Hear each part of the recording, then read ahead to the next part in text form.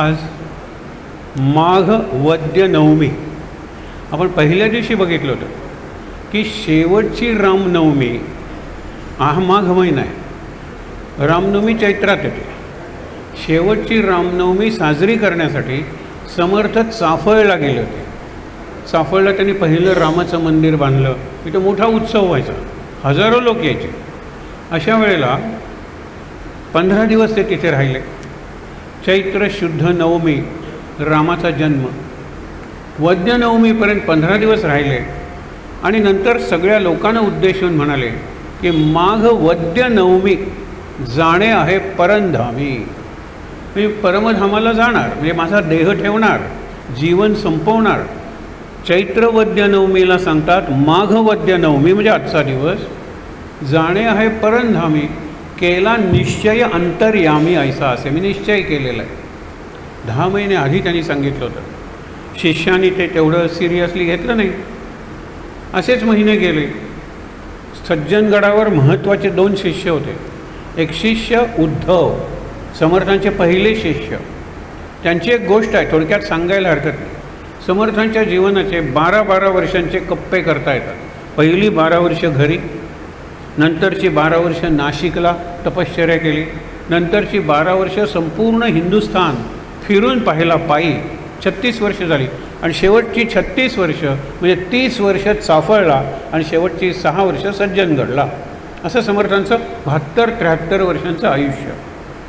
ज्या वेळेला ते किती वर्ष झालं असेल, पहिलं 12 वर्ष आणि नंतर 12 वर्ष उपासना नाशिकला, वय वर्ष 24. याच काळात त्यांनी करुणाष्टक लिहिले. आपल्यापैकी काही जणांना माहीत असेल, अनुदिनी अनुतापे तापलो राम राया परमदिन दयाळ, आपण म्हणतो ही रोज म्हणायचं.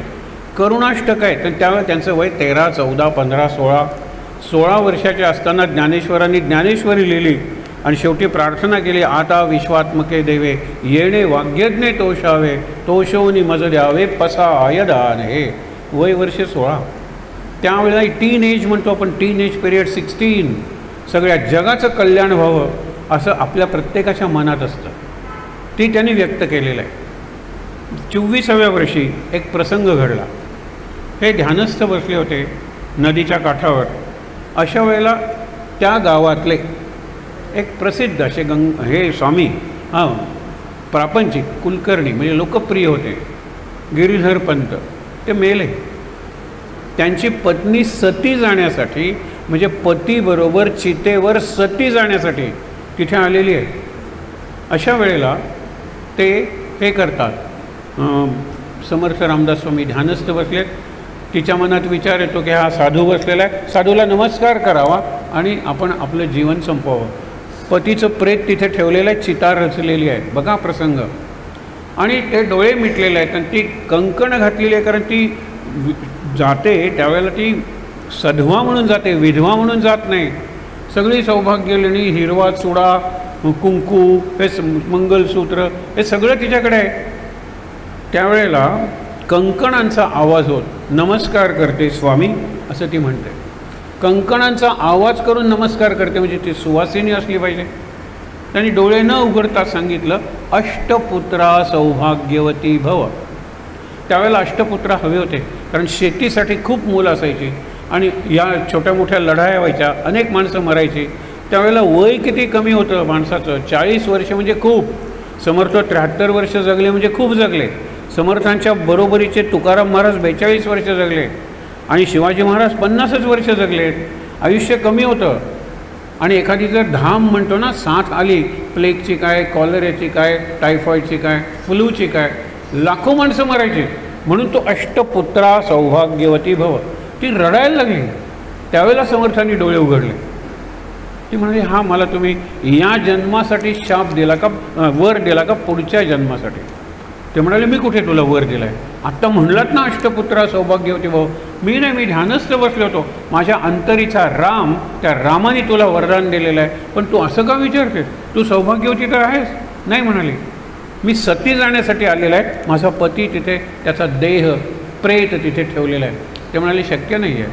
मी जर दिला असता हा वर तर खोटं होण्याची शक्यता होती. पण ध्यानात किंवा समाधी अवस्थेत मी रामच झालो होतो. रामाने आपला शब्द खरा करायला पाहिजे. आपण जाऊन बघूया. कमंडलूतलं पाणी घेतलं आणि जय जय रघुवीर समर्थ म्हणून टाकलं. ते उठून बसले गिरिधर पंत आणि म्हणाले मला इकडे कुठे आणलं आहे. मग सगळं सांगितल्यानंतर विचार करा, त्यांना 8 पुत्र झाले, तोपर्यंत एकही पुत्र नाही आहे. आणि समर्थाने सांगितलं, रामाने अष्टपुत्रा सांगितलं, मी आता आणखीन 2 पुत्र तुला देतो. त्यातला पहिला पुत्र मला देशाच्या, देवाच्या आणि धर्माच्या कारणासाठी, कामासाठी तू शिष्य म्हणून दिला पाहिजेस. देईन म्हणाले. आणि हे जे अष्टपुत्रे कुलकर्णी होते ते दशपुत्रे झाले. हे लक्षात ठेवा. पहिल्यांदा त्यांना मूल नाही, तेव्हा नुसते कुलकर्णी होते. 8 मुलं झाली. साधारणतः 12-1 वर्षाच्या काळात 8 मुलं झाली. अष्टपुत्रे झाले. नंतर आणखीन 2 मुलं झाली. त्यांना दशपुत्रे कुलकर्णी म्हणायला लागले. अजूनही त्यांचे वंशज नाशिकला आहेत. मग काही वर्षांनी, आता उद्धव काही वर्षांचा झालेला आहे, 7-8 वर्षांचा, त्यावेळेला त्यांनी ओळखलं की तुम्हीच त्या बाई ना. हो म्हणाल्या, हा तुमचा पहिला मुलगा ना, द्या मला, वचन दिलेलं आहे तुम्ही. त्या म्हणाला घेऊन जा ना, मला बाकीची मुलंही आहेत, हा मुलगा तुम्ही घेऊन जा. तो त्यांचा पहिला शिष्य उद्धव सज्जनगडावर होता. त्यांचा आवडता शिष्य, ज्याला उजवा हात म्हणतात किंवा प्राण म्हणतात, तो म्हणजे कल्याण. कल्याणाने मनाचे श्लोक लिहून घेतलेले आहेत, समर्थांनी सांगितलेले आहेत. ती गोष्ट आत्ता सांगतो, कारण आपल्याला आज तर ती ऐकायलाच पाहिजे. दासबोध शिवथर घर.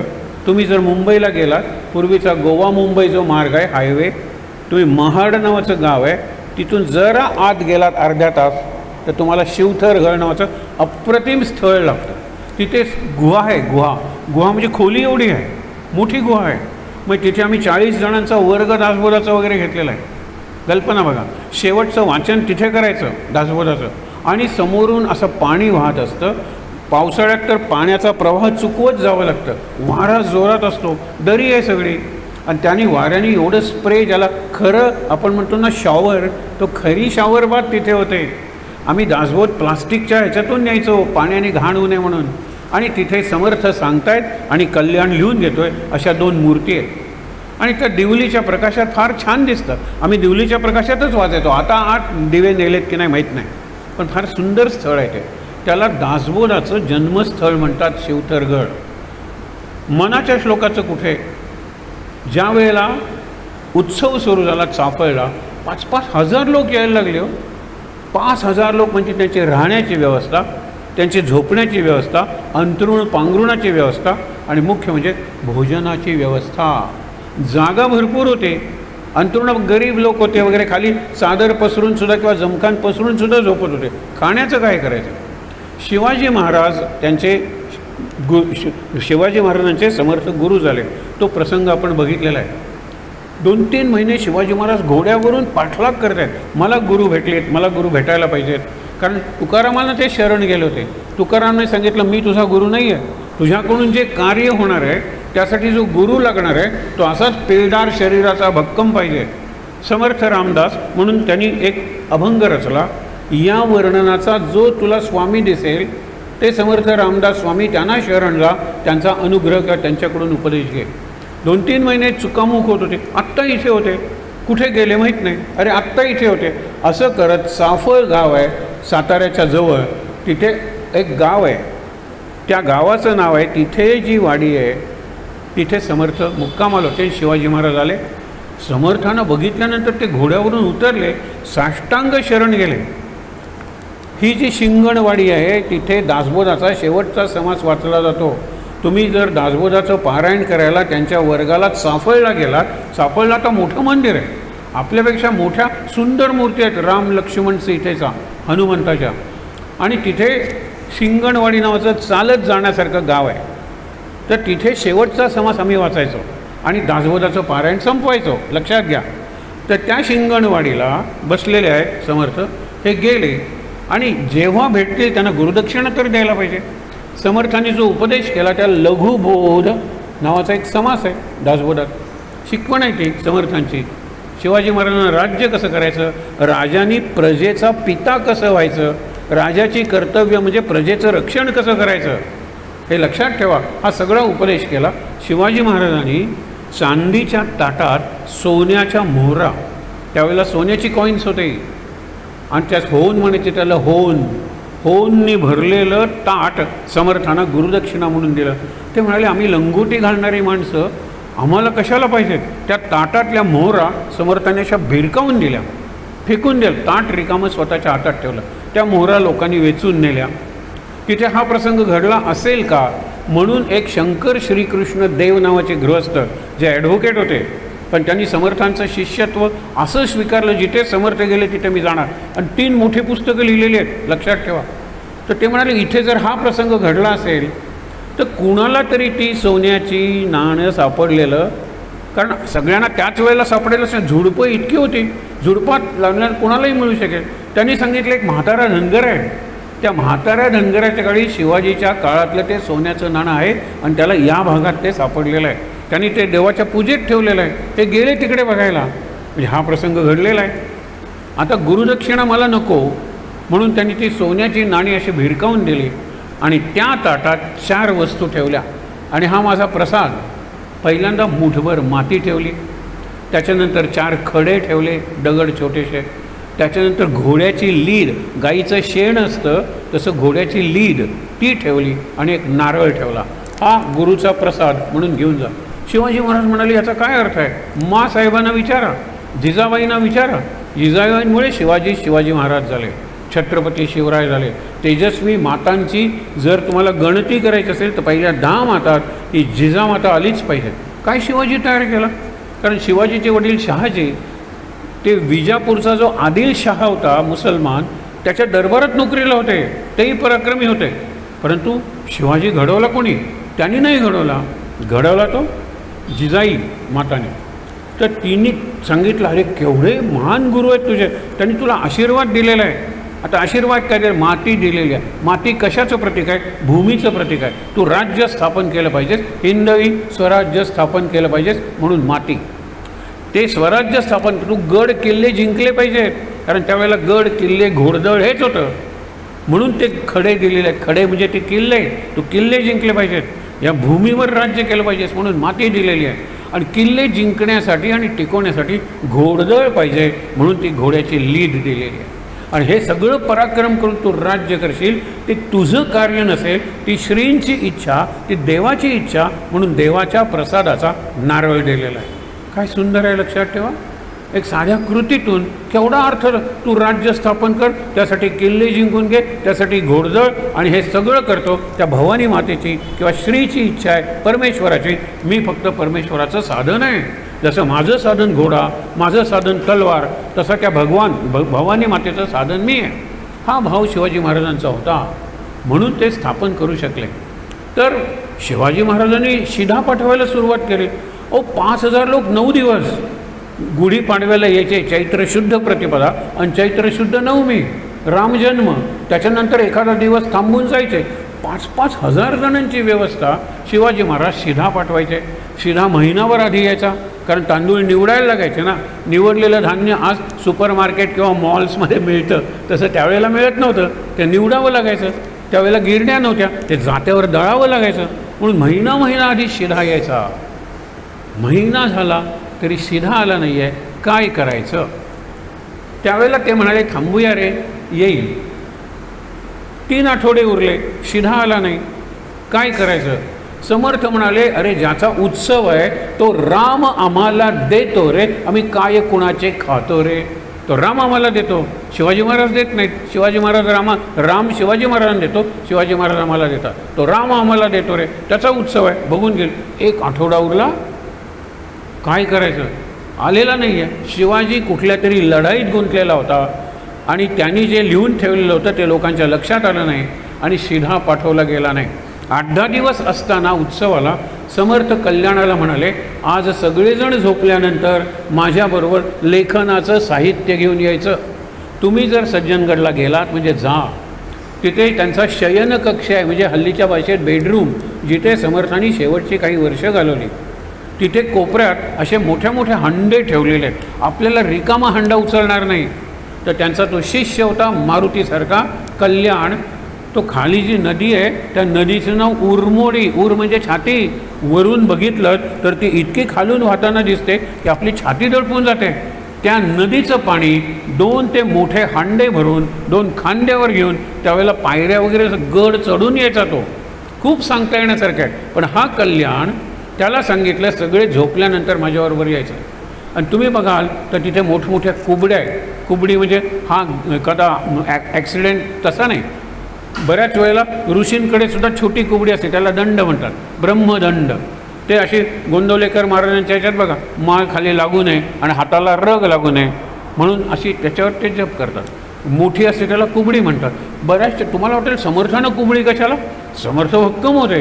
तर त्या कुबड्या पोकळ आहेत बांबूसारख्या. आणि बांबू आतून पोकळ असल्यामुळे काही याच्यात कागद ठेवलेले, एका याच्यात त्यावेळेला शाई असायची दौत, त्या दौत इंकपॉट म्हणतात तसे, आणि लेखण्या असायच्या.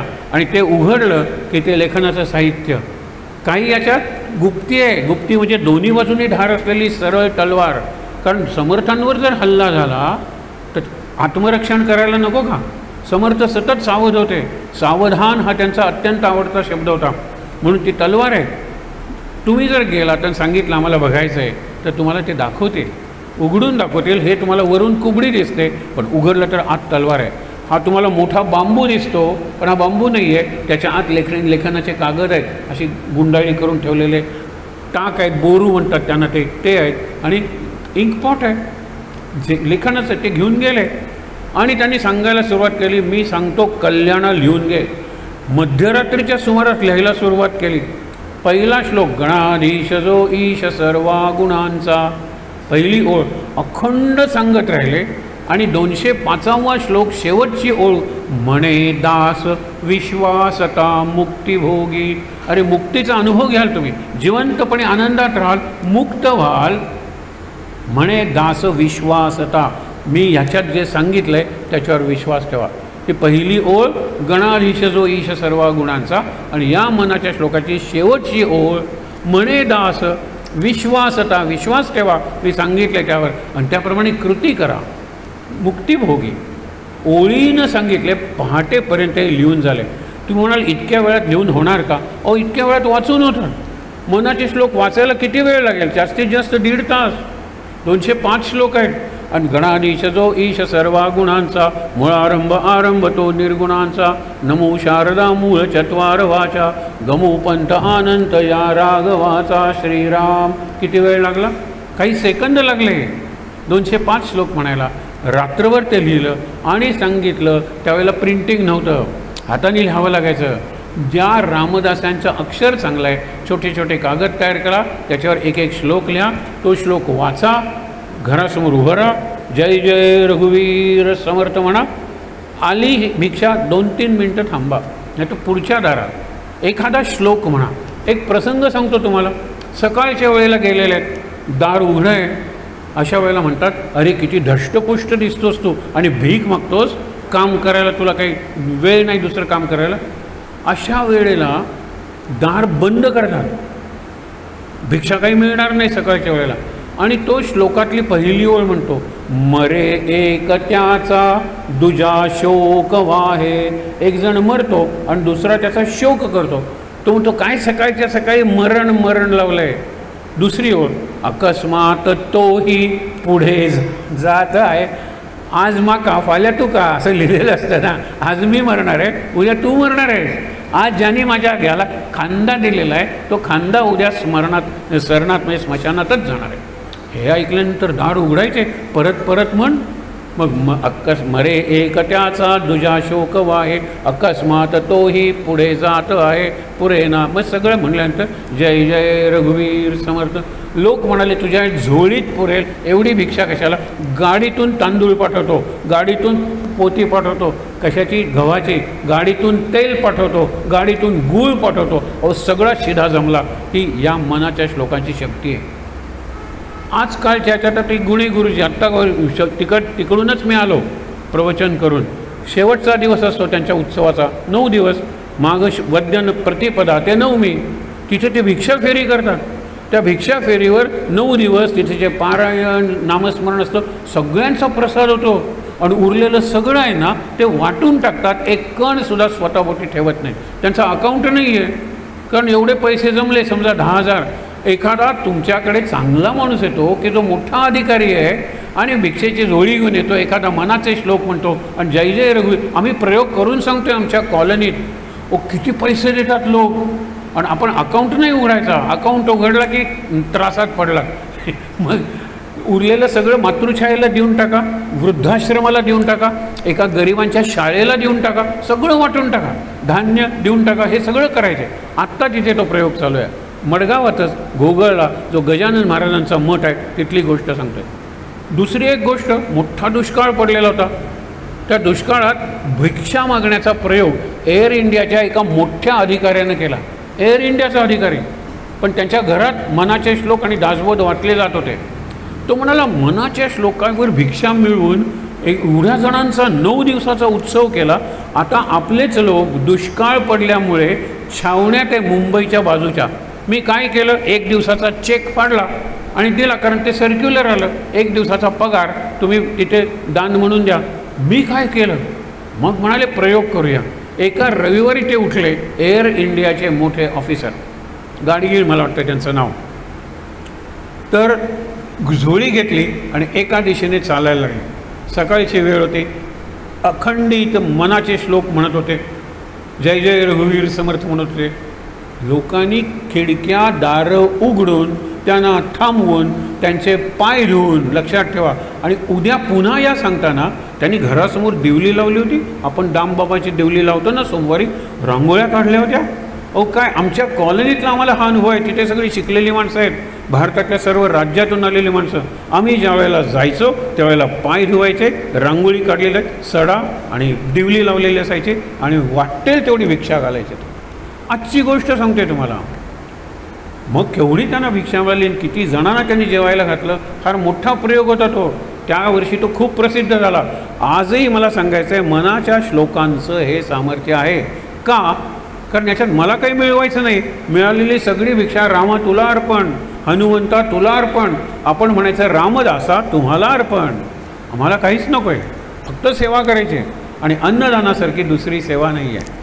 बाकीचं कोणतंही दान दिलं तर कोणी पुरे म्हणत नाही. पैसे दिले तर आणखीन दिले तरी चालतील, वस्त्र दिले तरी आणखीन दिले तरी चालतील, भांडी दिले आणखीन दिलेत तरी चालतील, जमीन दिली आणखीन दिलीत तरी चालेल. पण जेवण तुम्ही घातलं पोटभर, तो म्हणतो तृप्त झालो, अंतरात्मा तृप्त झाला. पुढे संध्याकाळी पुन्हा भूक लागेल, पण आत्ता मी तुला अन्नदान करतोय, तुझ्याकडे जेवायला नाही म्हणून नाही. गोंदवल्याला वगैरे 150 वर्ष प्रयोग चालू आहे. रोज 200-300 उत्सवाला 9 दिवसात लाख लोक तिथे जेवून जातात.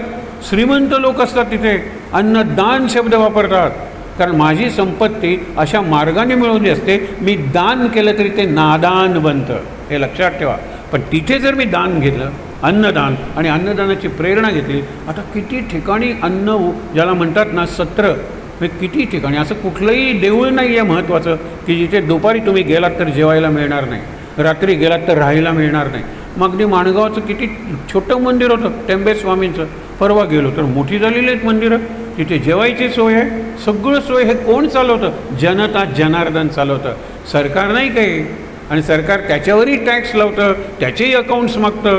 ज्यावेळेला लंगर शीख लोक चालवतात, आता या महाकुंभाच्या ठिकाणी लाखो लोकांना जेवायला घालतात की शीख लोक, आणि ते फुकट असतं, त्याला लंगर म्हणतात. लंगरवर ज्या वेळेला टॅक्स लावायचा एका अर्थमंत्र्यांनी प्रयत्न केला, त्यावेळेला ते म्हणाले आमच्याकडे तलवारी असतात, रक्तपात करू पार्लमेंटमध्ये. तुम्हाला कळत नाही, आम्ही एक दाणा स्वतःचा घेत नाही त्यातला, समाज आम्हाला देतो, आम्ही समाजाला परत देतो, आम्ही अन्नदान करत असतो. तुम्ही लडाखला वगैरे जा ना, शेवटचं खेडं आहे, तिथे लंगर आहे, तो शिखांचा आहे. त्या लंगर आहे तो शीख सैनिक आहे त्यांचा आहे. सगळे आलेला सगळ्यांचं स्वागत असतं. तुम्ही कुठल्या धर्माचा, जातीचा, देशाचा विचारत नाहीत. आणि ह्याच्यावर तुम्ही टॅक्स लावता, तो अर्थमंडळीमध्ये नाही.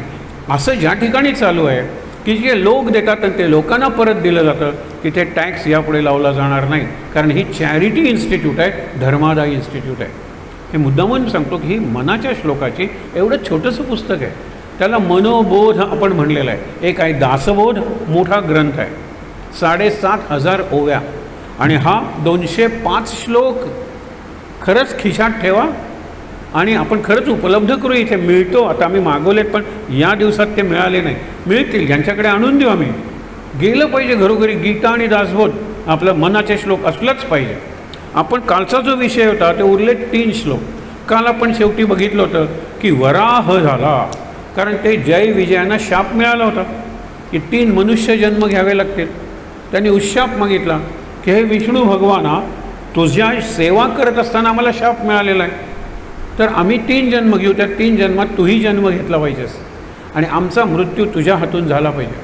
पहिला हिरण्याक्ष, त्याला मारण्यासाठी वराह म्हणजे रानडुकर, कारण त्यांनी समुद्रात बुडवलेले होते वेड, म्हणून त्या पृथ्वीला वर काढायचं, असे वराहाचं ते चित्र आहे.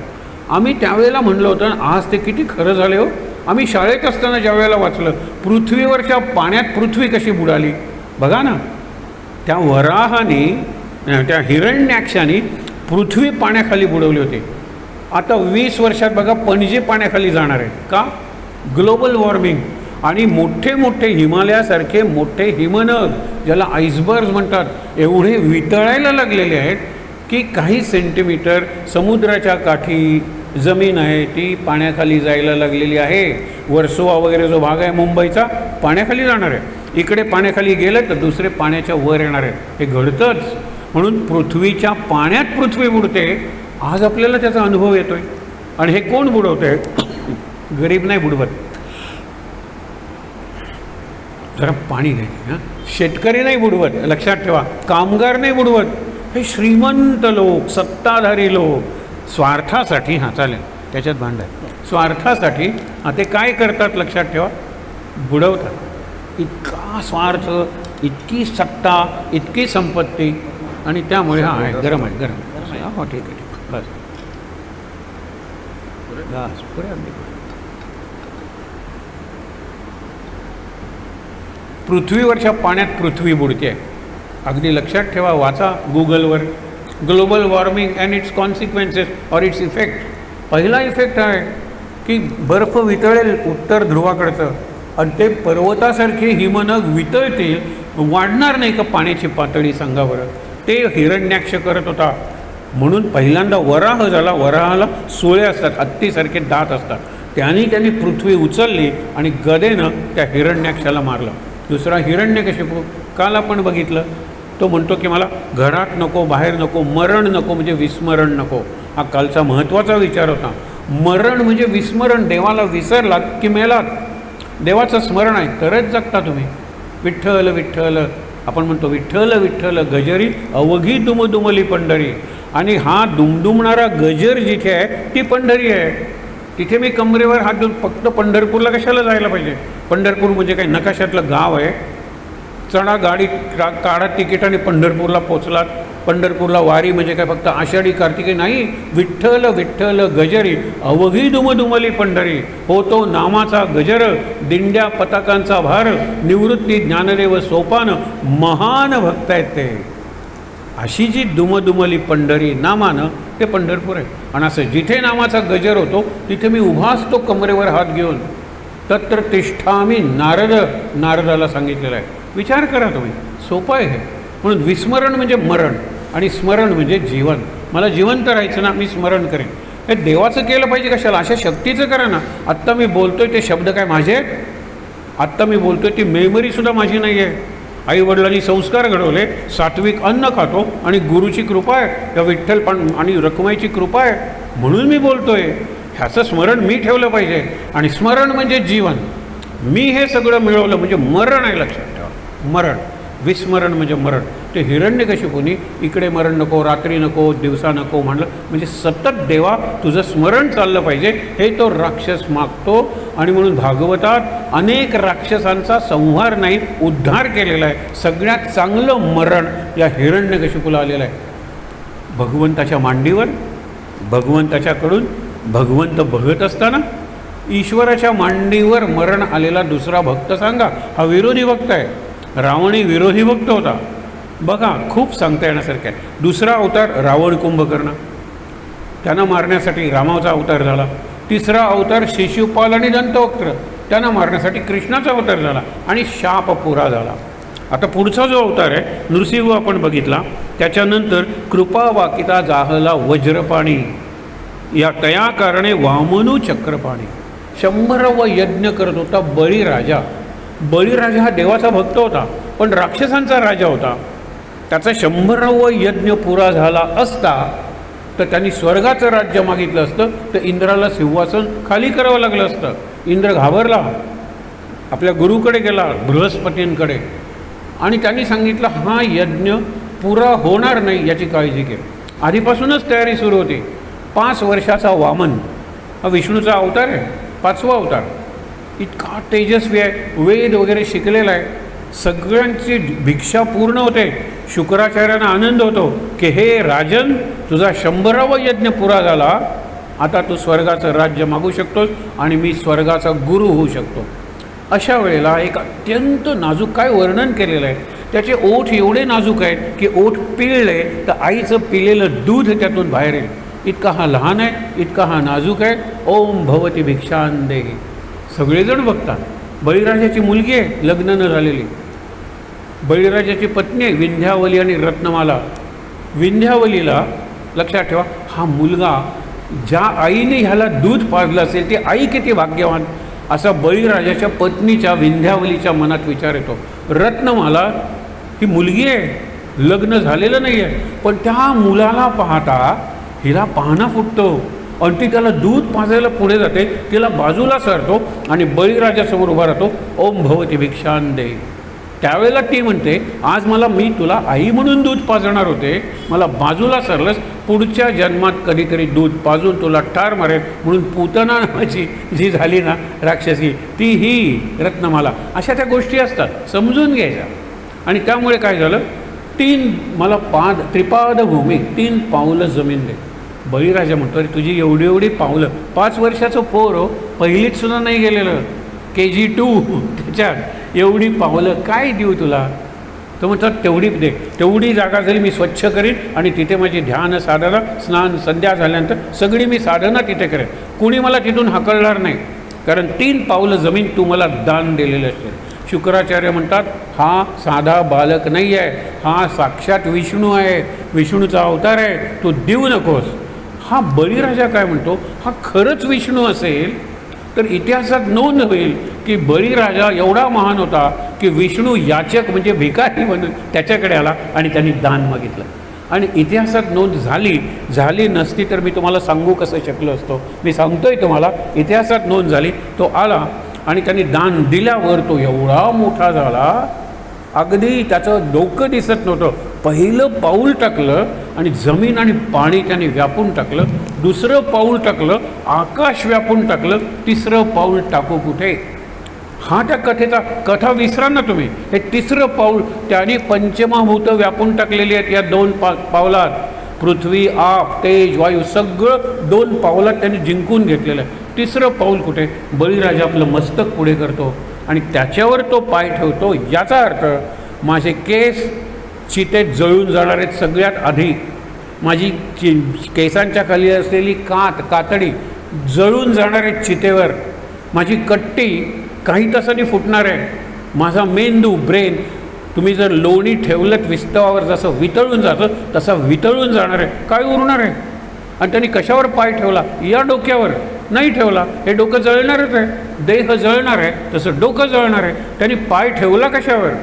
ही बुद्धी आहे आणि बुद्धीच्या ज्या शक्ती आहेत, माझ्या स्मृतीवर पाय ठेवला, माझ्या कल्पनाशक्तीवर, इमॅजिनेशन पाय ठेवला, रिझनिंग, तर्क त्याच्यावर पाय ठेवला, क्रिएटिव्हिटी, नवीन निर्माण करण्याची शक्ती, हे सगळ्या माझ्या मेंदूच्या शक्ती आहेत, त्याच्यावर पाय ठेवला. आणि ते पंचमहाभूताची नाही आहेत. मी मेलो तरी माझी मेमरी लोकांना असते. मी जर काही लेखन केलं तर माझी पुस्तकं लोकांच्यात असतात. मी काही कार्य केलं तर ते कार्याचं स्मारक असतं. मरावे परी कीर्तिरूपी उरावे.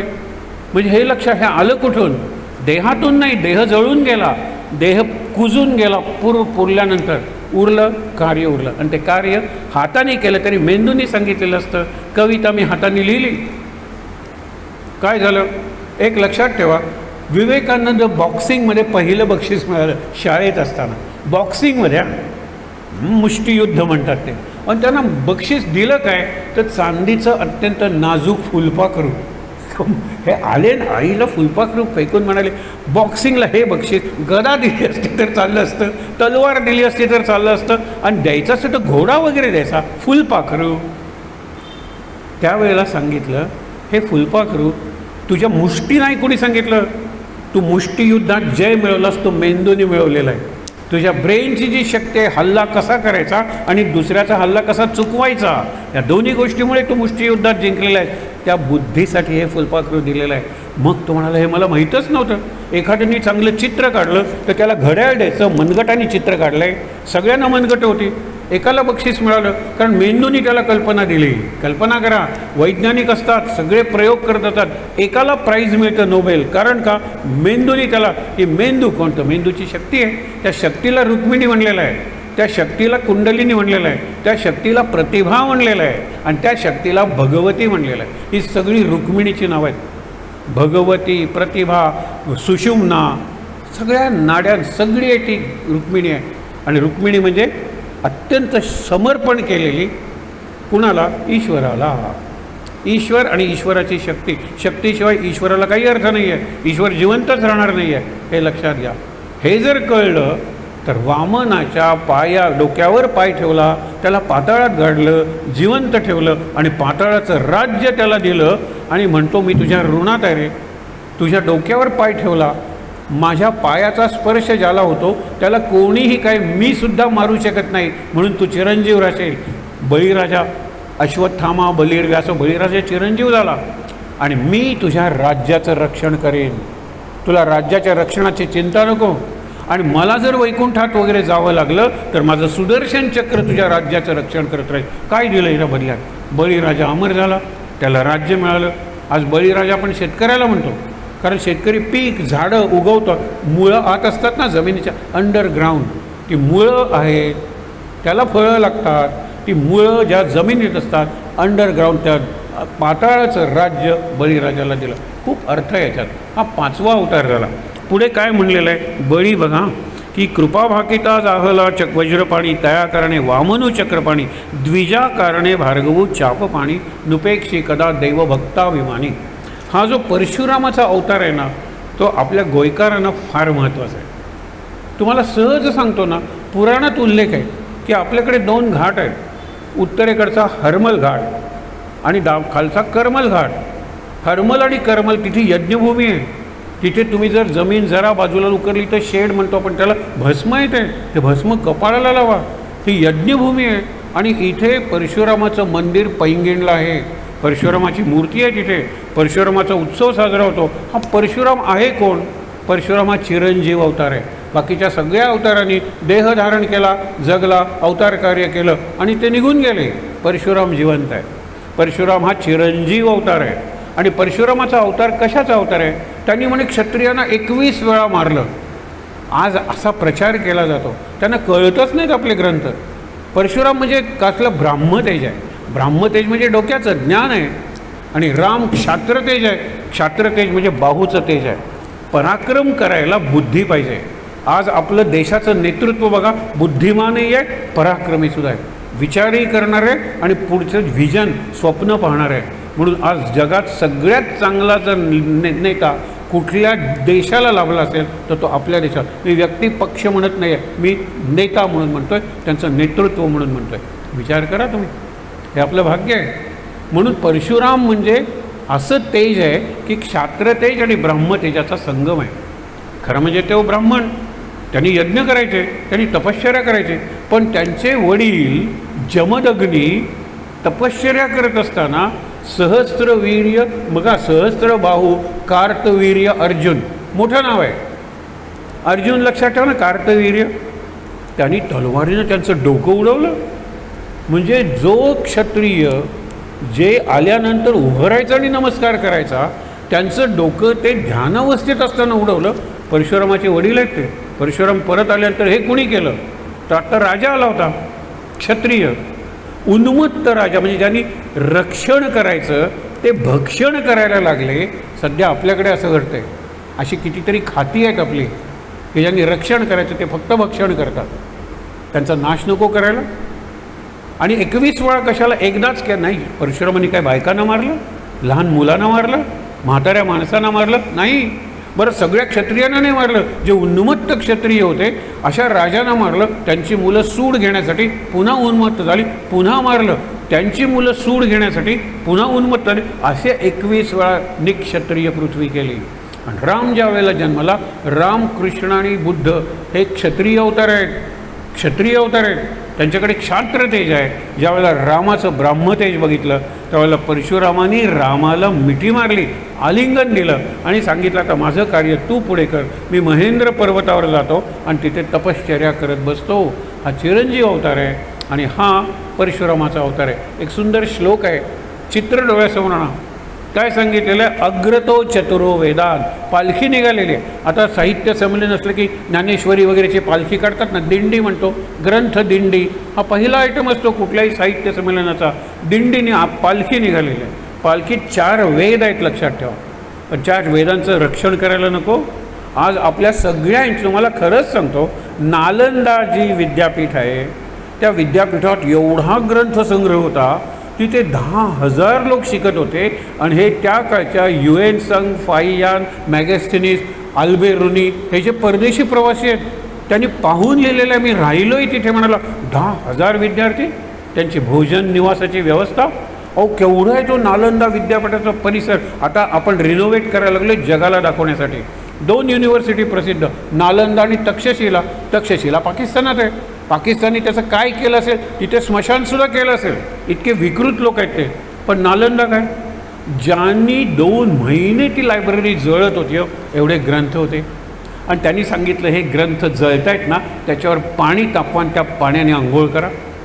हे मंदिर आहे, त्या मंदिराला गोमुख आहेत ना, ते आपल्या घरातल्या युरिनलला नेऊन तुमची लघवी मूत्र त्या गोमुखातून गेलं पाहिजे.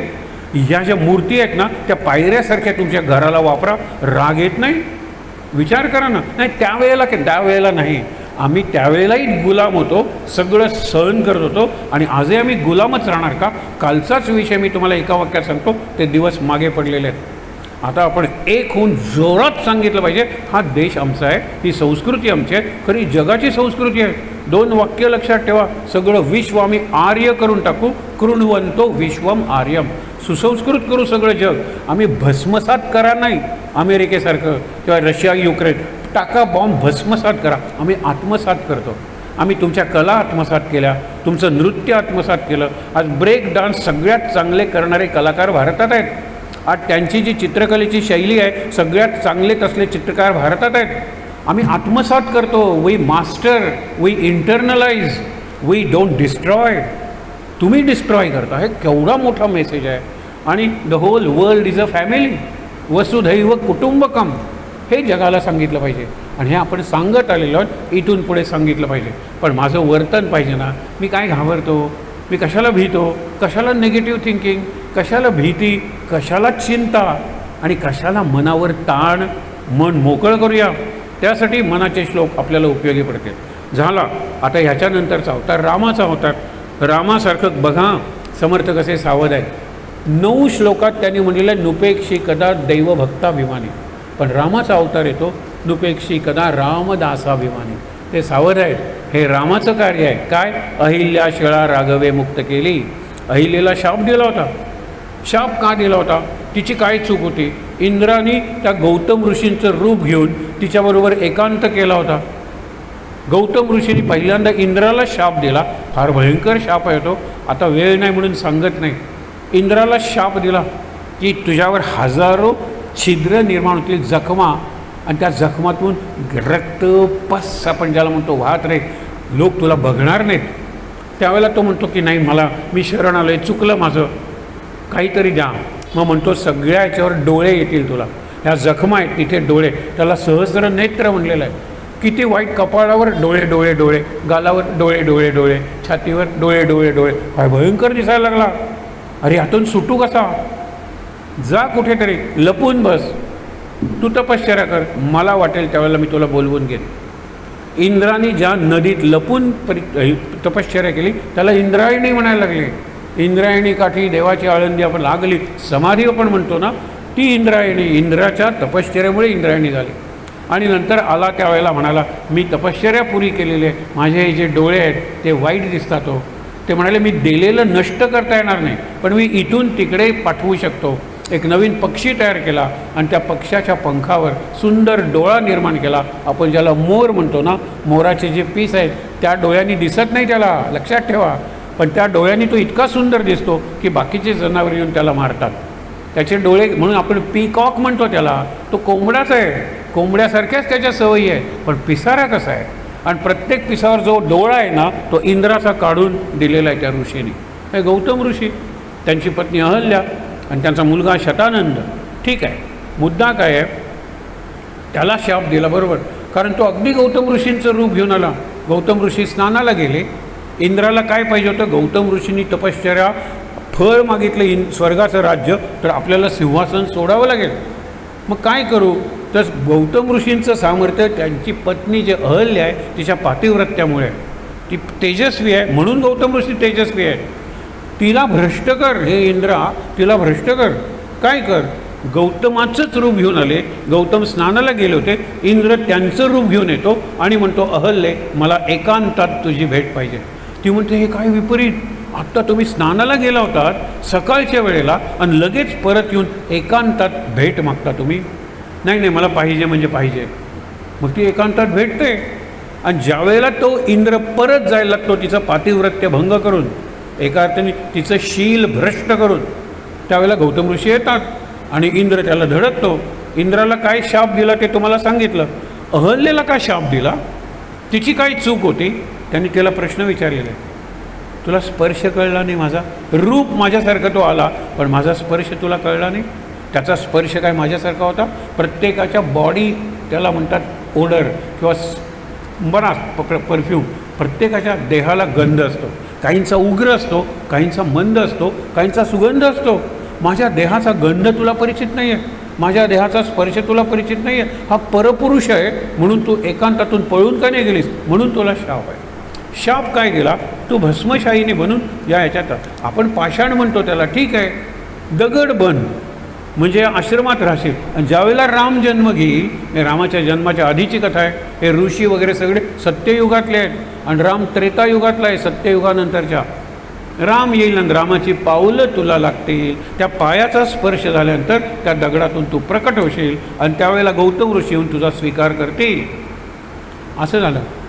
राम येतो, विश्वामित्र रामाला त्या आश्रमातून घेऊन जातात. राम प्रश्न विचारतो, आश्रम इतका संपन्न आहे, पाणी वगैरे वाहत आहे, इथली फुलं काय सुगंधी आहेत, इथली फळं काय रसिली आहेत, पण इथे राहिलं कोणी नाही आहे.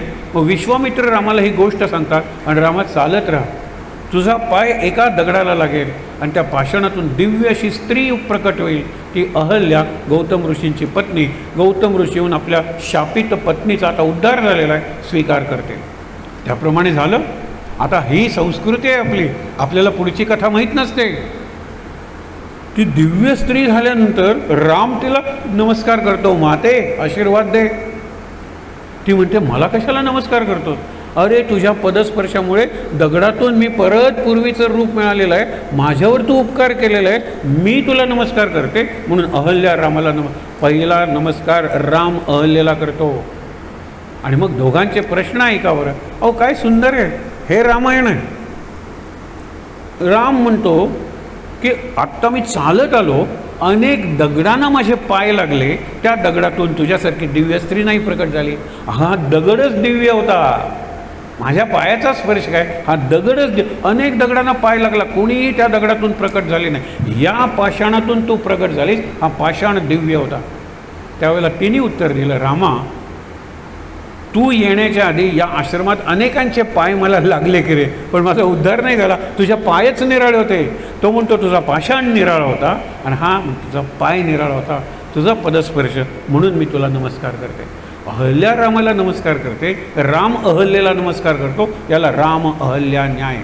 शिक्षकांनी विद्यार्थ्यांना नमस्कार केला पाहिजे. विद्यार्थी शिक्षकाला करतात, मनातल्या मनात करा ना. पालकांनी मुलांना नमस्कार केला पाहिजे, कारण मुलं आपल्यापेक्षा श्रेष्ठ आहेत, आपल्यापेक्षा बुद्धिमान आहेत, आपल्यापेक्षा कर्तृत्ववान आहेत. त्यांना दिशा द्यायला आपण चुकलो आहे, मुलांची काही चूक नाही आहे, हे लक्षात ठेवा, आपली चूक आहे.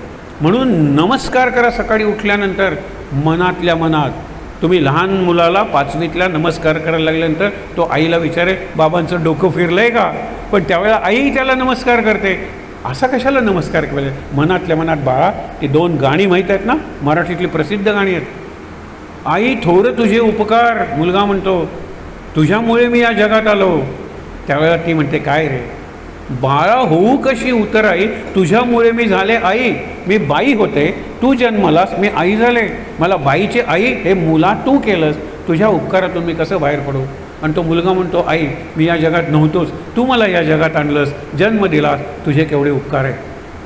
पेशंटला नमस्कार करतो डॉक्टरला. 2 वर्षे डॉक्टरकडे पेशंटच आला नाही, तो काय माशा मारणार आहे, काय करणार आहे?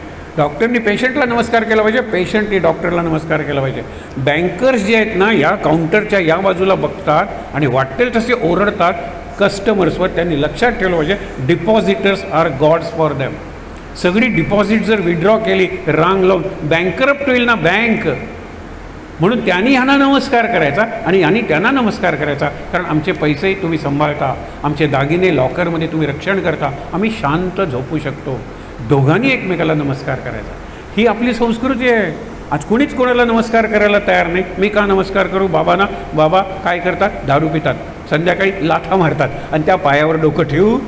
मुलगा प्रश्न विचारतो, परवा वाक्य सांगतो we have to command respect not demand respect.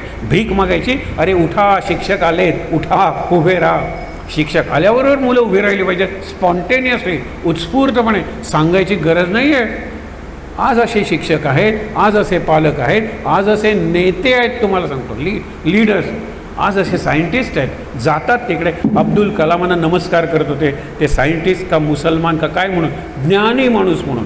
He was knowledge personified. ज्ञानाची मूर्ती बनवायची तर अब्दुल कलामांची मूर्ती बनवा. बघा तुम्ही त्यांची पुस्तकं वाचा. अग्निपंख विंग्स ऑफ फायर हे त्यांची ऑटोबायोग्राफी आहे, वाचा. त्याच्यात काय काय त्यांनी सांगितलेलं आहे. तो खरा संतपुरुष आहे अलीकडच्या काळातला. आणि म्हणून तुम्हाला सांगतो की अवतार संपलेले नाही आहेत, 10 अवतार झाले असे नाही आहेत, आजही अवतार आहेत. आपण बघत नाही, कारण मला मी ग्रेटेस्ट मॅन ऑन अर्थ वाटतो. मी जर ग्रेटेस्ट आहे तर मी शिकणार कोणाकडून? सगळ्यांनी माझं ऐकलं पाहिजे, मी कुणाचंही ऐकणार नाही. सगळ्यांनी माझ्याकडून शिकलं पाहिजे, मी कुणाकडूनही शिकणार नाही. अरे ही आपल्या कुटुंबाची परिस्थिती झाली आहे, ही शाळांची परिस्थिती झालेली आहे, ही समाजाची हे बदलायचे असेल ना तर मनाचे श्लोक म्हणून आपण हा विषय घेतला होता. रामापर्यंत आलेलो आहोत, आता फक्त 2च अवतार उरलेले आहेत म्हणून सांगितलेलं आहे. काय रामानंतरचा अवतार आहे द्विजाकरणे भार्गवू चापपाणी, अहल्ले सती लागे आरण्यपंथे, कुडावा पुढे देव बंदी जयाते, बळे सोडिता घाव घाली निशाणी, नुपेक्षी कदा रामदासाभिमानी. हे रामाचं आहे ना कर्तृत्व, देवभक्ताभिमानी म्हणलं नाही, राम देवच आहे, देव रामच आहे. पुढे बघा, तये द्रौपदी कारणे, कृष्णाचा अवतार आहे द्रौपदीसाठी. तये द्रौपदी कारणे लाग वेगे, त्वरे धावतो सर्व सांडूनी मागे, कली माझे झाला असे बौद्ध मौनी. बुद्ध झाला कलियुगात. आजचा अवतार चालू जो आहे, बुद्धाने देह ठेवला आहे, पण कोण आहे? बुद्ध अवतार आहे. म्हणून तुमच्याकडे सत्यनारायणाचा जो भटजी येतो तो सगळी योग सांगतो, बुद्धा अवतारे संकल्प करिष्ये, श्रुती स्मृती पुराणोक्त. आपण म्हणतो ना की आता मी धर्मकार्य करतोय, सर्वेषाम अविरोधेन धर्मकार्य समारभे ब्रह्मकर्म समारभे. हे जे मी म्हणतो ना त्याला हा अवतार आहे. सध्याचा अवतार बुद्ध अवतार आहे. कलंकी पुढे देव होणार आहे, 10वा अवतार आहे. 10व्या अवताराचं वर्णन काय? विष्णू यश नावाचा ब्राह्मण आहे, म्हणजे ज्ञानी पुरुष आहे, त्याच्या पोटी हा जन्माला आलेला आहे. हा पराक्रम करणारा तलवार आहे, हा घोड्यावर बसलेला आहे, भस्माचे पट्टे लावलेले आहेत. म्हणजे ब्राह्मतेज म्हणजे ज्ञान आणि क्षात्रतेज म्हणजे पराक्रम, शक्ती. ज्ञान आणि शक्ती याचा हा अवतार होणार आहे. आणि त्याची जन्मभूमी संभल सांगितलेली आहे. ज्याच्यावर काय सध्या चालू आहे, गुगलमध्ये फक्त संभलची कथा, द स्टोरी ऑफ संभल म्हणून टाका. हे पवित्र स्थान आहे, तिथे कली अजून व्हायचा आहे. कल म्हणजे टुमॉरो, हा उद्याचा अवतार आहे. आणि म्हणून अनाथा दिनाकारणे जन्म आहे. अनाथ आणि दीन याच्या लोकांसाठी कोण जन्मतो? अवतार घेतो देव. 10वा अवतार व्हायचा आहे हो, ही आपल्यासाठी आशेची गोष्ट आहे. संभवामी युगे युगे. सध्याचा अवतार बुद्ध अवतार. एक गंमत सांगतो, रामाने रावणाला मारलं, कृष्णाने कंसाला मारले, शिशुपालाला मारले. बुद्ध हा क्षत्रियच होता, कुणालाही मारलं नाही. बुद्धाने हातात कधी क्षत्र घेतलं नाही. म्हणून हल्लीची स्लोगन काय आहे? युद्ध नको तर बुद्ध बना. युद्ध नको आहे तुम्हाला ना, तर ज्ञानी बना ना. जो खरा ज्ञानी आहे तो युद्ध टाकेल. पण तिकडे युद्ध चालू आहे. अरे तुकारामाने आधीच सांगितलेलं आहे की अंतर्बाह्य आम्हा युद्धाचा प्रसंग. अंतर्बाह्य, आत युद्ध चालू आहे, बाहेर युद्ध चालू आहे. ते युद्ध संपणार आहे कशामुळे? आम्ही आमच्यापुरतं युद्ध संपवणार आहे. काल तुम्हाला सांगितलं देहात युद्ध चालू आहे. व्हायरस आपण ज्याला म्हणतो, तो व्हायरस शरीरात घेतला की आपल्या ज्या पांढऱ्या पेशी आहेत, व्हाईट ब्लड WBC, फाईट करतात एकमेकाशी. आणि त्याच्या WBC जिंकल्या तर आपण म्हणतो इम्युनिटी चांगली आहे, मी आजारी पडत नाही. पण व्हायरसही त्यांना मारलं, मी आजारी पडतो. अहो, युद्ध शरीरात चालू आहे, त्याच्यापेक्षा मनात युद्ध चालू आहे. किती आत्ता या क्षणी आपली मनं गच्च भरलेली आहेत. तुम्हाला वाटेल बापरे आज शेवटचा दिवस, आणि मी तुम्हाला सांगणार 5 दिवस आला आहे, तर उद्या 6व्या दिवशी काय करणार? इथे आलात तरीच आहे, पण घरात इथे तुम्ही 1.5 तास प्रवचन, यायला जायला अर्धा तास म्हणजे 2 तास, गेली 5 दिवस संध्याकाळी 2 तास. जी मंडळी नियमितपणे येत होती त्यांनी उद्यापासून 2 तास नाही, फक्त अर्धा तास, फक्त अर्धा तास मनाचे श्लोक वाचायचे. गुगलवर मिळतात. मनाचे श्लोक काढा की 1 पासून 2, त्यांनी 10चे संच केलेले आहेत. वाचा ना, फक्त अर्धा तास. 2 तास मिळत आहेत ना मला. मी माझ्या सिरियल्स ॲडजस्ट करीन. आत्ता सिरियल्स चालू नाहीत का? रोज बघतो त्या चालू आहेत. मी ॲडजस्ट करेन. एक सिरियल कमी बघितली, तिचा रिकॅप बघितला, आणि तुम्हाला माझ्यापेक्षा तुम्ही सिरियलचे एक्सपिरियन्स टाक. 3 महिन्यांनी सिरियल बघितली तरी ती तिथेच असते ना. मेलेलं पात्रसुद्धा जिवंत झालेलं असतं. काय काय सिरियलमध्ये घडतं हे मला जर माहीत आहे, तर नवीन सिरियल बघायला सुरुवात करायची नाही. हा गोल्डन रूल आहे. बघायचाच नाही, पहिला भागच बघायचा नाही, मग दुसरा बघायची उत्सुकता नाही. पहिले 2 बघितले नाहीत तर तिसरा बघायचं वाटणार नाही. असे पहिले 8-10 बघितले नाहीत की तुम्ही ती सिरियलच बघत नाही. तुम्ही सांगा ना, 3 महिन्यापूर्वी सिरियल संपली तुमची आवडती, तिचं नावसुद्धा आपल्याला आठवत नाही. त्याच्यातला नायक, त्याचं नाव काय, तो आठवत नाही आपल्याला. मग इतकं जर ते तात्कालिक आहे, 3 तास घालवूया ना. आपल्याला घालवायला दुसरी कामं नाही आहेत. तुम्हाला सांगतो, वांट्याला 2 मुली आहेत, OBC BC अशा क्लासमधल्या आहेत. 2 ऑक्टोबरला त्यांना सांगितलं रोज 10 ओळी लिहा. पहिली वही दिली काल, आणि रोज 10 ते 10:15 मला फोन करायचा. काय तेजस्वी मुली आहेत. पुण्याची माणसं होती. कोण आहे? अरे म्हणलं ही BC आहे मुलगी, वांट्याला असते, अत्यंत गरीब कुटुंबातली आहे, 85% मार्क्स मिळाले. आम्ही मोबाईल दिला. कॉलेजमध्ये ती ऑलराऊंड ठरली, आम्ही तिला लॅपटॉप दिला. ती चांगली बघते की नाही बघा. अत्यंत धार्मिक संस्कार असणारी CAT बनेल. आज आपल्याकडे CA नाही आहेत असं नाही, चांगले CA आहेत, पण चांगली माणसं आहेत का हा प्रश्न आहे. इंजिनियर चांगले आहेत, मग पूल का पडतो? चांगली माणसं नाही आहेत. डॉक्टर्स चांगले आहेत, मग किडनी वगैरे काढून विकली का जाते? माणसं चांगली नाही आहेत. शिक्षक चांगले आहेत, मग शाळेचे निकाल का काय? शिक्षक चांगले आहेत, माणसं चांगली नाही आहेत. माणूस चांगलं एकातूनच म्हणतो, फक्त उपासनेतून. म्हणून बुद्धाचा जो अवतार आहे, त्या अवतारात बुद्धाचं फार चांगल्यासारखा प्रसंग आहे. बुद्ध ज्यावेळेला जन्मला त्यावेळेला ज्योतिषाला बोलवलेलं आहे. आणि ज्योतिष म्हणजे ॲस्ट्रॉलॉजर, आणि ज्योतिष म्हणजे ॲस्ट्रो मॅथमॅटिशियन. हे लोकमान्य टिळक ज्योतिर्गणिती होते. ज्योतिष सांगणारे नव्हते, हात पाहून नक्षत्र पाहून. ते गणित करत होते, त्याच्यावरून ज्योतिष सांगत होते. तो आला ज्योतिषी, आणि त्यांचा आत्ता जन्मलेला पुत्र, त्याचं नाव सिद्धार्थ. आई मेली, दूध पाजायला नको का? गौतमी नावाची दासी होती, त्याला वेट नर्स म्हणतात. आपल्या मुलाला ती कमी दूध पाजते किंवा गाईचं दूध देईल, पण हा राजपुत्र आहे म्हणून गौतमी नावाच्या दासीनं या आई मेलेल्या सिद्धार्थाला दूध पाजून मोठा केला, म्हणून त्याला गौतम म्हणायला लागले. आणि पुढे त्यांनी ज्ञान मिळवलं, त्यावेळेला त्याला बुद्ध म्हणायला लागले. सिद्धार्थ, गौतम, बुद्ध अशा 3 स्टेजेस आहेत. एक प्रसंग बघा, ज्या वेळेला त्यांनी सांगितलं हा एक मोठा महासम्राट होईल, राजा तुझ्यासारखा, शुद्धोधन राजाचं नाव, तुझ्यासारखा सम्राट होईल, किंवा सगळं राज्य त्यागून महान तपस्वी ऋषी बनेल. राजा म्हणतो मला वारस पाहिजे, ऋषी बनायचं नाही. मग काय करू? त्याला दुःखाचं दर्शन देऊ नको. दुःख त्याला दिसलं नाही पाहिजे. त्याला सुखाचं वातावरण निर्माण कर. राजाने भिंती उंच केल्या. राजाने त्याच्या शिक्षकांना आपल्या राजवाड्यातच बोलवलं, याला बाहेर पाठवलं नाही. मित्रांना खेळायला बोलवलं, सगळ्या नातेवाईकांना बोलवलं, त्याचे सगळे विधी, लग्न वगैरे सगळं राजवाड्यातच केलं. त्याने बाहेरचं जगच बघितलं नाही. या भिंतीच्या पलीकडे काय आहे. आणि तो चांगला व्हायला लागला.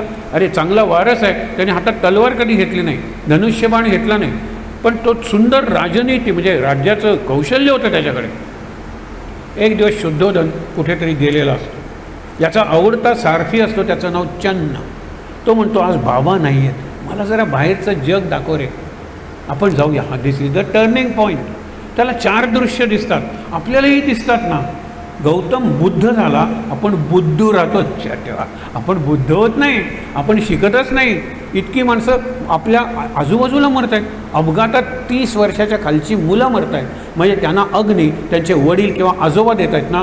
त्याला हरामराज्य म्हणलेलं आहे. रामराज्यात असं घडत नाही. आधी आजोबा मरतात, नंतर बाबा मरतात, नंतर मुलगा मरतो, नंतर नातू मरतो. हे वाल्मिकींनी सांगितलेलं आहे. कारण सगळेजण नियम पाळतात, आरोग्याचे नियम, ट्रॅफिकचे नियम. त्यावेळेला सुद्धा घोडे होते, रथ होती ना वाहनं, पण प्रत्येकजण नियम पाळतो. आणि नियम पाळल्यामुळे मरण्याचा क्रम, आज अपघाती मृत्यू किती आहे, ज्याला अननॅचरल डेथ्स म्हणून दर 3 महिन्यांनी पोलीस डिपार्टमेंट वर्तमानपत्रात स्टॅटिस्टिक देतं. अननॅचरल म्हणजे अनैसर्गिक मृत्यू, अननॅचरल डेथ्स. कुठले? रस्त्यावरचे अपघात ज्याच्यात माणसं मेली, आत्महत्या माणसं मेली, आणि मर्डर्स माणसं मेली. सुइसाईड्स, मर्डर्स अँड ॲक्सिडेंट्स केवढा वाढलं आहे हो. आज गोवा पहिला आहे देशात. लोकसंख्या काय हो, पुण्याची लोकसंख्या गोव्याच्या 2.5-3 पट आहे एकट्या पुण्याची. आणि इथे किती अपघात घडतात. रोजचं वर्तमानपत्र पहिलं बघा, अपघात झाली, 2 व्हीलर आपटली आणि मेला. त्याचं नाव हे, आणि वय 22, वय 26, कधी कधी वय तर 16सुद्धा असतं. बघा, अगदी वाईट वाटतं हे सगळं करताना. बुद्धाला दर्शन झालं, पहिलं दर्शन. तो बाहेर आलेला आहे. चन्न म्हणाला चल आपण एक राऊंड मारून येऊया, आपण एक सर मारूया, एक ट्रिप करूया. एक माणूस जात होता, खोकत होता, थांबत होता, पुन्हा 4 पावलं, पुन्हा खोकत होता, थांबता होता. एक वाक्य लक्षात ठेवा, हा असा का चालतोय. त्याने आपल्या चन्नाला, सारथ्याला विचारलं, हा असा का चालतोय. नाही, तो आजारी आहे म्हणून तो असा चालतोय. त्यांनी सारथ्याला विचारलं, तू आजारी पडणार का रे. हो पडणार की. मी आजारी पडणार का ते मी कसं म्हणू, पण पडणार का. तुम्ही राजपूत राहात, तुम्ही आजारी पडणार मी कशाला म्हणू, पण तुम्ही आजारी पडणार. हे पुढे नाही.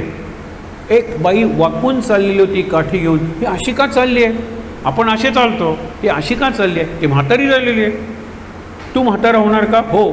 मी म्हातारा होणार का. हो. तूही म्हातारा होणार. पुढे नाही, लवकर रथ पुढे नाही. तिरडीवर प्रेतयात्रा निघाली असते. हा माणूस असा आडवा का चालला आहे, कल्पना करा. अरे तो मेला आहे. तू मरणार का. हो. मी मरणार का. हो. चल चल वळव रथ.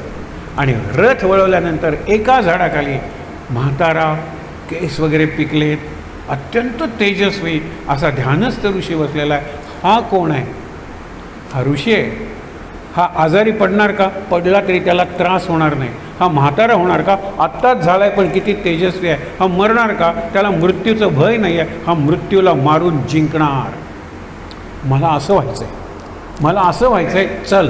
आणि त्याच रात्री त्यांनी सोडलं, सगळं राज्यवैभव सोडलं.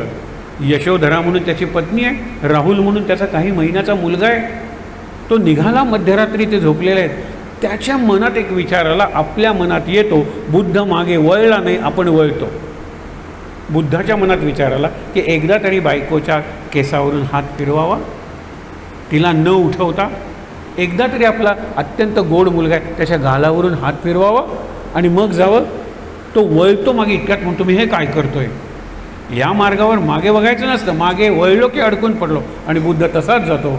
पुढे 12 वर्षे तपश्चर्या करतो. माणसाच्या दुःखाचं मूळ काय शोधून काढतो. आणि दुःखाचं मूळ एक त्यांनी सांगितलं, एक म्हणजे तृष्णा, तहान. ये दिल मांगे मोर.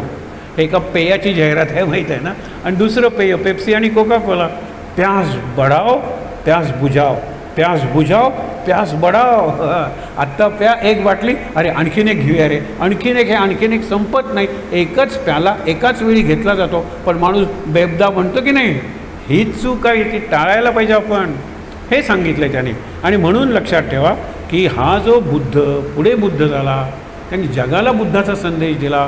आज सगळ्या जगाचं मॉडेल एका बाजूने हिंदुइझम, ज्याला एक देव नाही आहे, सगळ्यांनाच देव मानतो आपण. वृक्षांना देव मानतो, जनावरांना देव मानतो, अरे सर्पाला देव मानतो, नागपंचमी साजरी करतो, सर्प जे खातो त्या उंदराला देव मानतो आपण, गणेश जयंतीचा. ह्याच्यात अर्थही काही भरलेला. आम्ही तुळशीला पवित्र म्हणतो, वडाच्या झाडाला पवित्र म्हणतो, ह्याला काही अर्थ नाही आहे.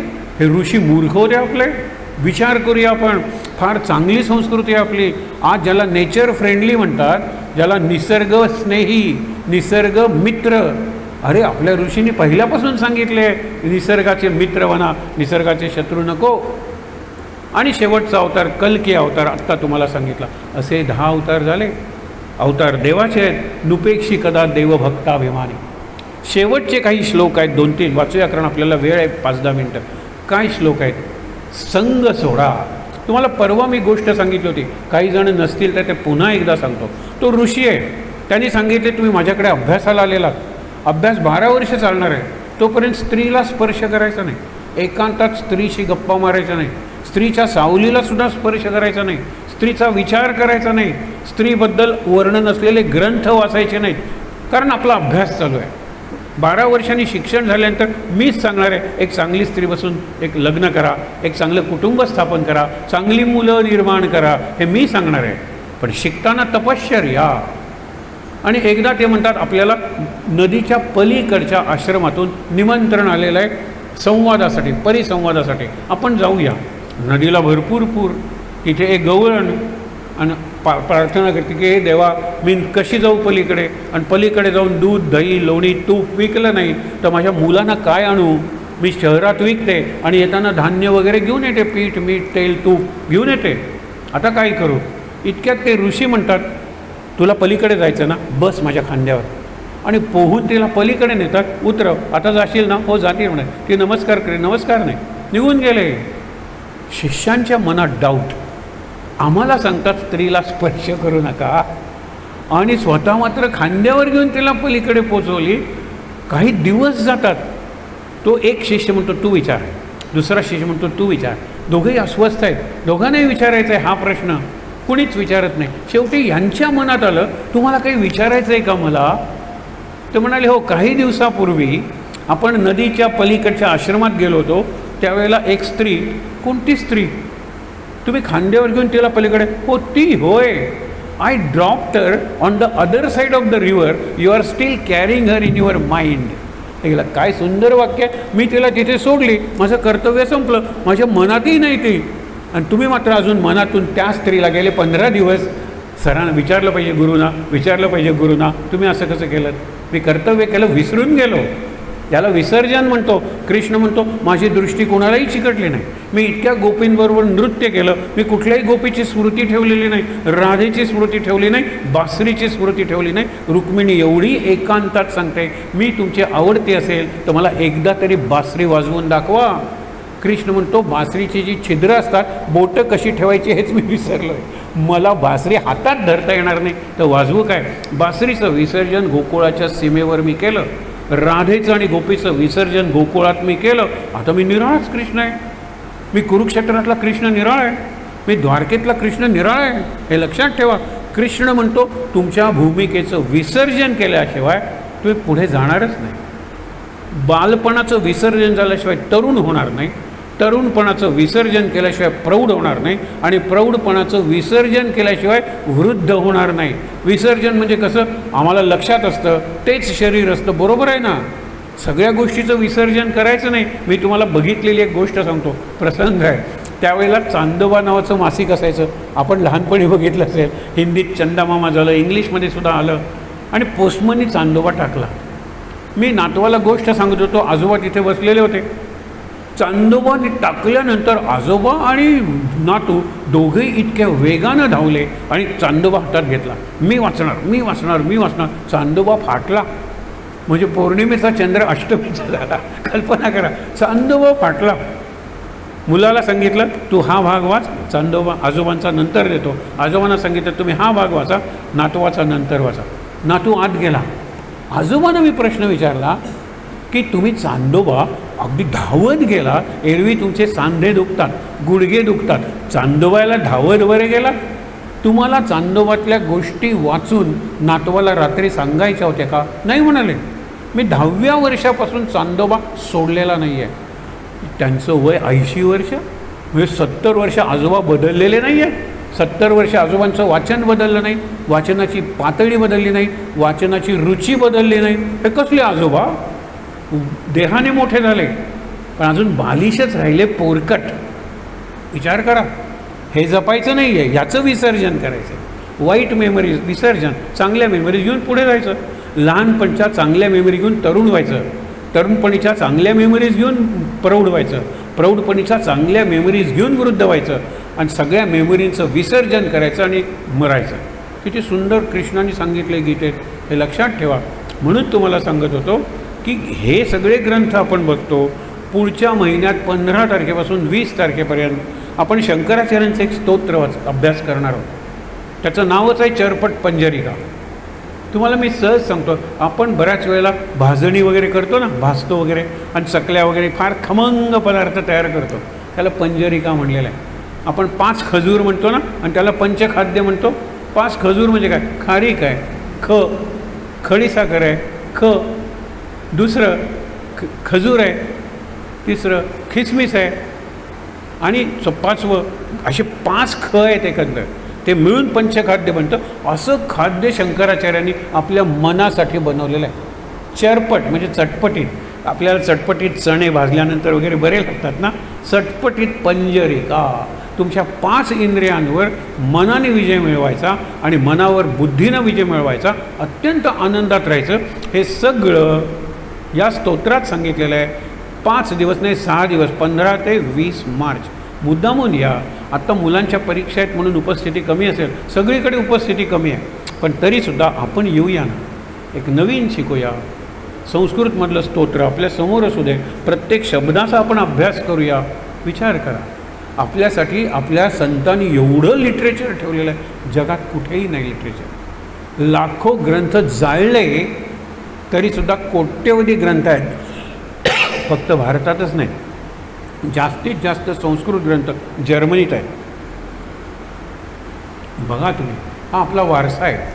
पांडुरंगाच्या कृपेनं या सगळ्या कमिटीच्या एकाने प्रेमानं म्हणूया, संधी मिळते इकडे यायला. या काळात आम्ही बेकार असतो म्हणून इकडे येतो असं नाही हो. आणि हा आमचा अर्थार्जनाचाही भाग नाही, आमचा हा व्यवसाय निराळ शिक्षकाचा आहे, शिकवतो. पैसे हा विचारच नाही आहे. विचार करा तुम्ही. मग का आपल्या सगळ्यांचं कल्याण व्हावं. आपण जे म्हणतो ओम सहनाववतो, सहनौ भुनक्तो, सहवीर्यं करवावै, तेजस्विनावधीतमस्तु. आपण सगळेजण बरोबर अभ्यास करूया, बरोबर पराक्रम करूया, बरोबर जीवन जगूया आणि बरोबर जीवनातली सुख दुःख भोगून अखंड आनंदात राहूया, अशी प्रार्थना करून थांबूया. आहे त्या ठिकाणी ताट बसून डोळे मिटूया. शांत.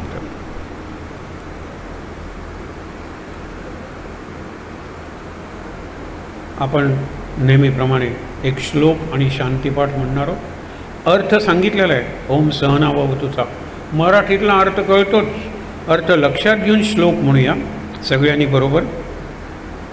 सदा सर्वदा योग तुझा घडावा, तुझे कारणी देह माझा पठावा.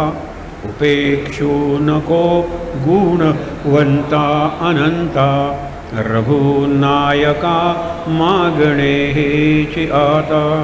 जय जय रघुवीर समर्थ. ओम सहनाववतु, सहनौ भुनक्तु, सह वीर्यं करवावहै, तेजस्विनावधीतमस्तु मा विद्विषावहै. ओम शांति शांति शांति. 3दा दीर्घ श्वासोच्छ्वास.